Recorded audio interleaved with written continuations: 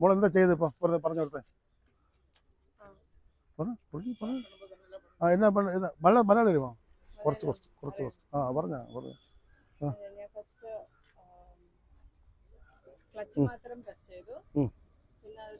ignition key on ചെയ്തു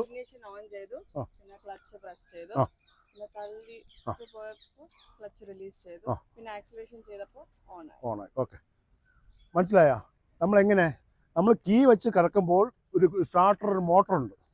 ആ മോട്ടറാണ് എഞ്ചിനെ കറക്കിയിട്ട് സ്റ്റാർട്ടാവുന്നത് അപ്പം ബാറ്ററിക്ക് ആ പവർ ഇല്ലാത്തതുകൊണ്ട് നമ്മൾ എന്ത് ചെയ്തു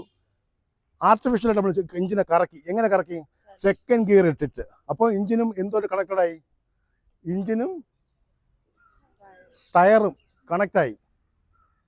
ക്ലച്ച് അമർത്തി വെച്ചിരുന്നു അപ്പോൾ എന്ത് സംഭവിച്ചു എഞ്ചിനും ടയറും ലൂസായി ഡിസ്കണക്റ്റായി നല്ല സ്പീഡിൽ തള്ളിയതിന് ശേഷം നമ്മൾ എന്ത് ചെയ്തു കണക്ട് ചെയ്തു എന്തിനാ കണക്ട് ചെയ്തു എഞ്ചിനും അപ്പോൾ ടയർ റോഡിൽ കറങ്ങിയപ്പോൾ ഗിയർ കറങ്ങിയപ്പോൾ എഞ്ചിനും കറങ്ങി അപ്പോൾ നമ്മൾ സെൽഫ് കറക്കുന്നതിന് പകരം ടയറിനെ വെച്ച് നമ്മൾ എഞ്ചിനെ കറക്കി അപ്പോൾ എഞ്ചിൻ സ്റ്റാർട്ടായി ഇത്രയേ ഉള്ളൂ മനസ്സിലായോ ഓഫ് ചെയ്തു